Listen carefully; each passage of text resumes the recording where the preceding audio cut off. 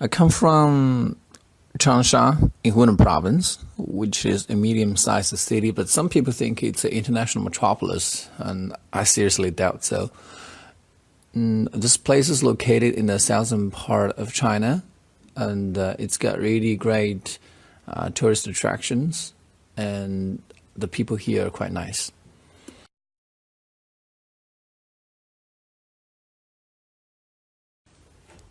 There are a wider range of tourist attractions, miscellaneous of them, but I don't think they are very suitable for those people who don't understand China a lot because most of the tourist attractions here are not natural beauties, they are cultural relics. Like the one in the pedestrian street, there is a one called Jia Yi's old house. It was lived by a very famous ancient person in the past, so that if you don't know this person, probably it serves no meaning for you. And also, there's the Orange Island. You know, the island itself is not so fascinating, but it is really famous because Chairman Mao used to enjoy his time there. So that really depends on what kind of person you are as a foreigner.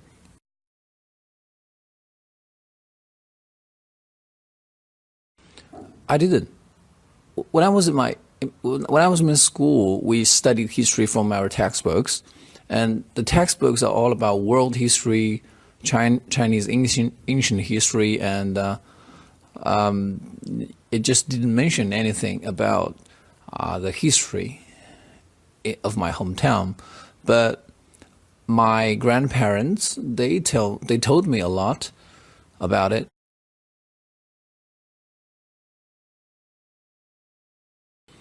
Traffic jam is the priority in my hometown that needs to be changed. I mean, the transportation system is really bad, and it's bumper to bumper, and the cars are, especially the buses, are packed all the time. So that I think this aspect needs to be changed. Of course, I'm now seeing some changes undergoing, like the subway system is under construction.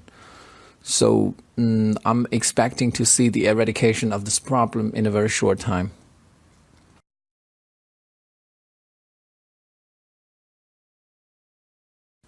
There are actually a lot of parks in Changsha, so I go to these places, but not very often. Since I'm now working as a trainer, and I have to go to work when people are free, so that the only spare time that I have may be some national holidays. Okay, so here is a part one topic, hometown. It's definitely a topic that you should prepare for. Not that difficult. And here's the first question: where do you come from? Let's listen to the response.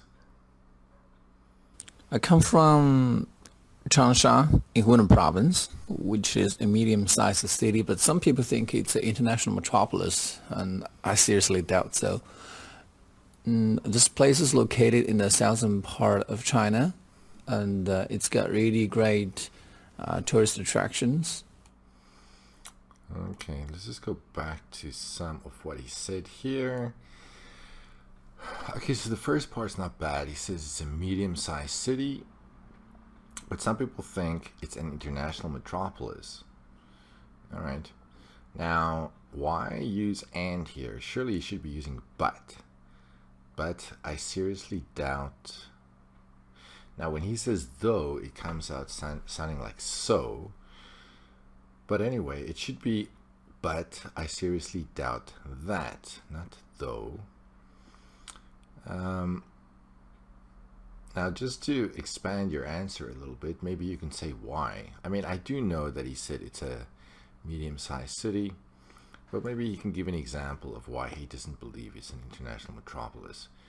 Metropolis is a good word to use, though. Now, when he says here, this place is located in the southern, when he pronounces southern, it comes out like southern. Just notice that the noun and the adjective don't have the same pronunciation. And especially if you are a Mandarin speaker, be careful of adding the vowel at the end of words that end in a consonant sound like and. You should practice ending your words in a consonant sound. So the and has a hard consonant ending. There's no there. It's got really great tourist attractions. That's great, but then if you're going to mention something like tourist attractions, maybe give an example of that. Tourist attractions, and the people here are quite nice. Now, I don't know where he is when he's giving the speech. If he's in the city, of course, here would be the appropriate word to use. But if you're talking about a place where you're living, you're not there at the moment, of course, it should be there. Okay, so it's a pretty easy question. I don't think the examiners will attach too much weight to a question like this because it's so personal and so simple. Now here, I don't know why there are two questions together. In the test, you're not going to get two questions that you need to answer in one go. It just doesn't happen. There are a wider range of tourist attractions, miscellaneous of them, but I don't think they are very suitable for those people who don't understand China a lot, because most of the tourist attractions here are not natural beauties. They are All right, let's stop there. Okay, so again here with wide, we have this schwa sound at the end, which really doesn't belong there. The verb is missing. They're a wide range of tourist attractions. Miscellaneous of them. Miscellaneous is not a measure word.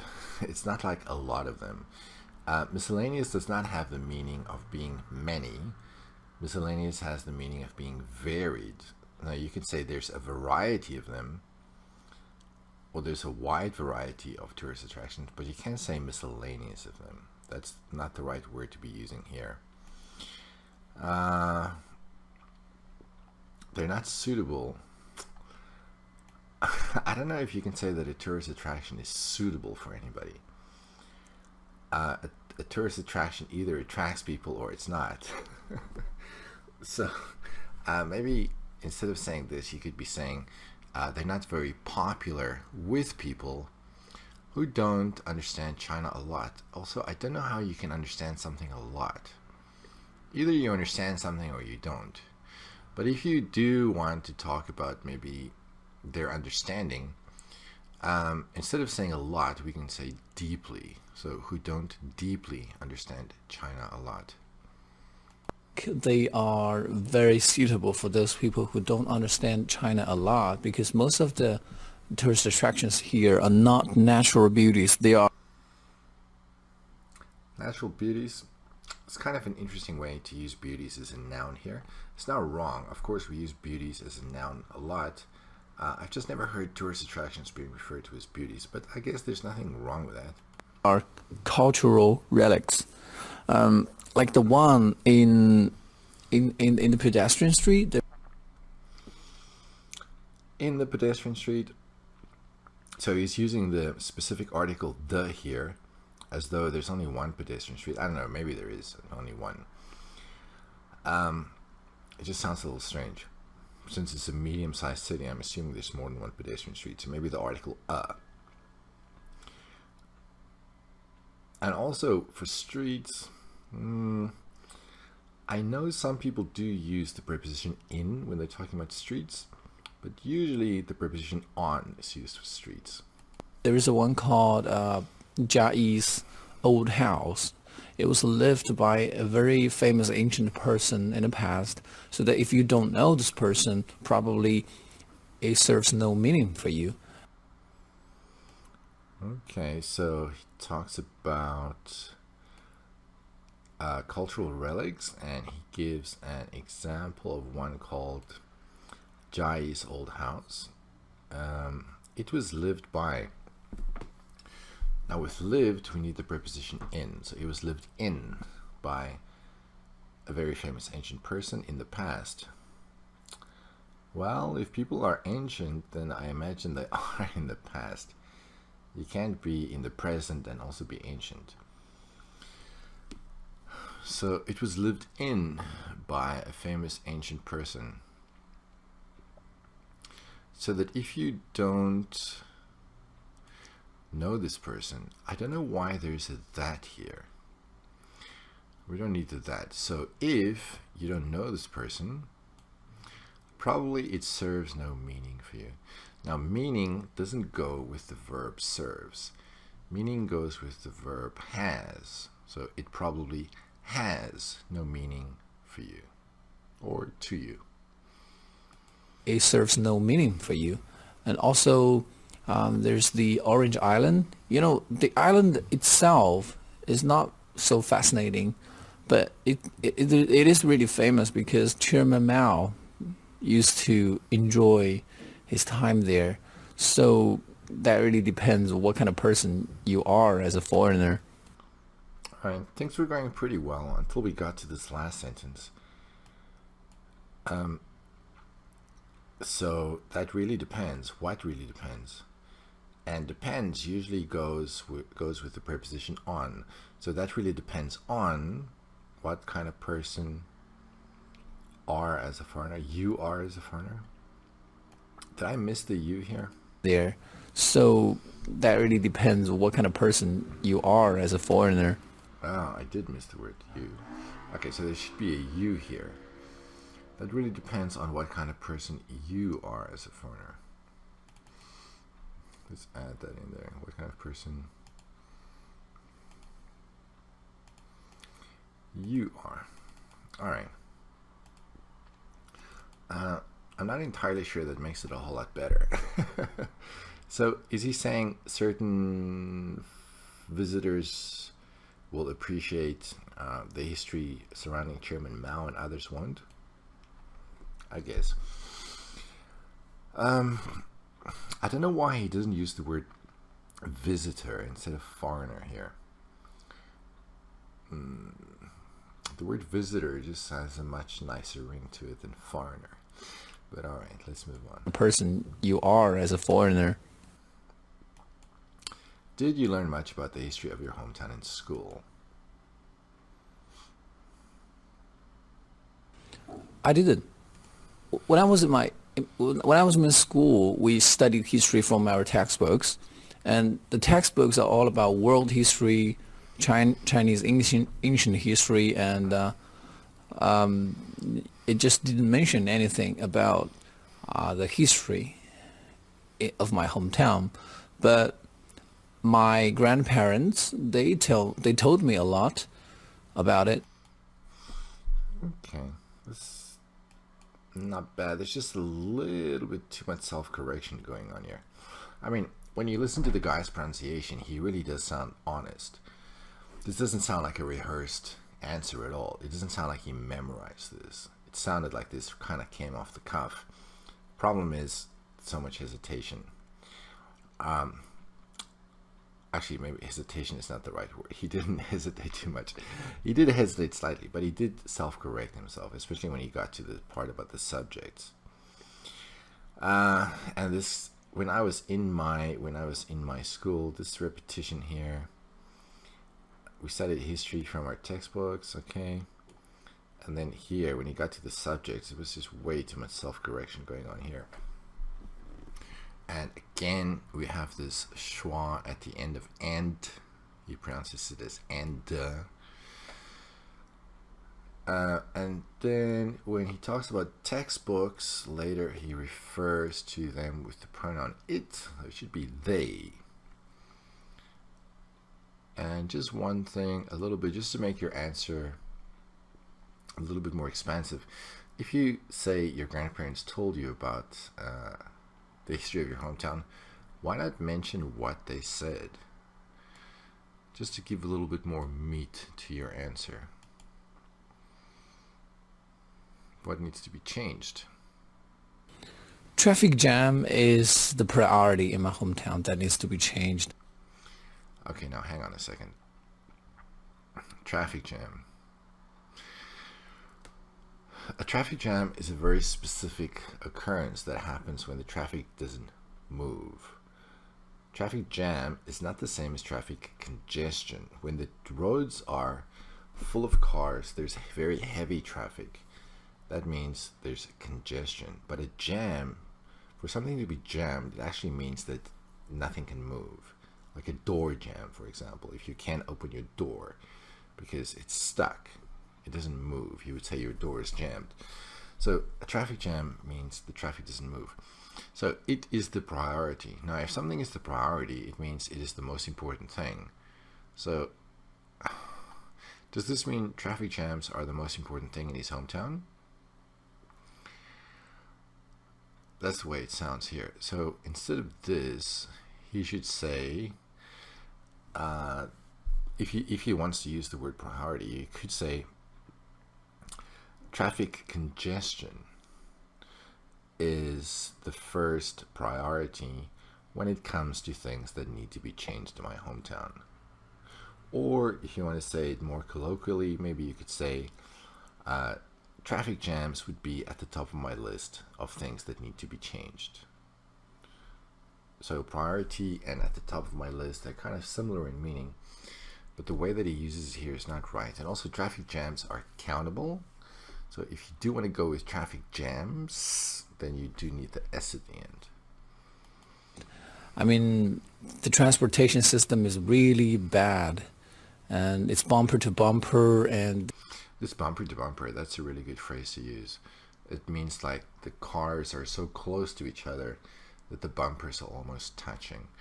Sometimes people say bumper to bumper traffic, but the traffic can be omitted, and you can just say it's bumper to bumper. It's good to use that. the cars are, especially the buses, are packed all the time. The cars of, especially the buses, are packed all the time. Okay, I'm not sure the cars of the buses. It doesn't quite make sense. The time, so that I think this aspect needs to be changed. Okay, he seems to have a problem with using that with so. You don't need the that. So, I think this aspect needs to be changed. I'm not sure aspect is the best word to be using here. So you could just say, so I think this needs to be changed. Okay, here he is using changes undergoing, and these words are often used together, but not in this way. So if we look at how this is used, you could either say that A is undergoing some changes. So you could say the transportation system is undergoing some changes. Or you could say, for example, here, I think he said the construction of the subway system is one of the changes that his city is undergoing. So you can choose one of these two structures, but in its simplest form, like here, you could say, of course, now I'm seeing my city undergoing some changes, but then changes is going to be the object in the sentence. So it has to come after the verb. Of course, I'm now seeing some changes undergoing, like the subway system is under construction. So I'm expecting to see the eradication of this problem in a very short time. Okay, so I'm assuming that he sees the traffic congestion as a very serious problem because he uses the word eradication, which is quite serious. But this phrase here, in a very short time, if we're talking about things that are going to happen in the future, maybe in a very short time is not the best phrase to use. So if you're talking about things that are going to happen in the future, why not just use the word soon? Or you could say this is a problem that's going to be eradicated in no time at all. Or, yeah, something like that. But not in a very short time.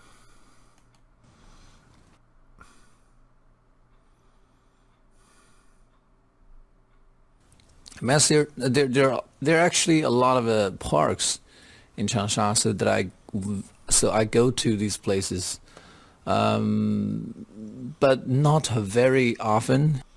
Okay, so here we have the not again. I tried to figure out what this first word is, but I don't know. Master? It's not master, but I really don't know what it is. It comes out sounding like that, but alright. I just couldn't tell. Okay, so here again we have a little bit of repetition, but still, even though there's repetition, we can still understand what he's saying. The same thing with the grammatical errors. The grammatical errors don't detract from the understanding. So, around about a 6, I would say, as far as grammar goes, but not higher than that. There are actually a lot of parks in Changsha, so I go to these places, but not very often. Since I'm now working as a trainer, and I have to go to work when people are free, so that the only spare time. Here's the so that again. We don't need that. The only time you would use that is if you have. Oh, here's another that. Oh, it's too many that's. So the only spare time. Oh, this one is okay. So the only spare time that I have. Okay, because here that is used as a relative pronoun, but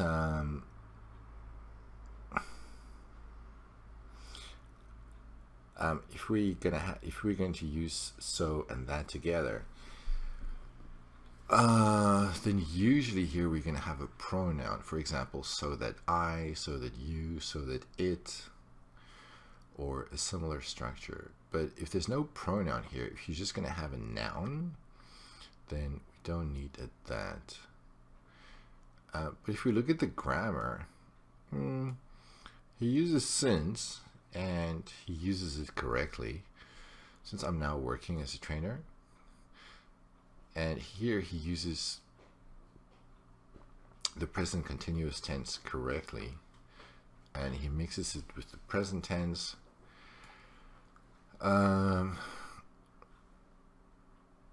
So there's a variety of structures that he uses in his grammar, even though there are quite a few mistakes. Are free, so that the only spare time that I have may be some national holidays. Like for example here where the verb is missing. We have is maybe some national holidays. Okay. So it's a pretty good example of someone talking about their hometown. There are, grammar-wise, just too many mistakes. The vocabulary is fairly decent. The pronunciation is fairly decent. As far as fluency goes, he can get his ideas across without hesitating so much or repeating himself so much that the message gets lost. So fluency is fair. Coherence, that's fair also. It's pretty easy to understand what he's saying. So all in all, it's not a bad response. And I think in the future, we'll listen to more of what this person has to say. So I hope you found this video helpful.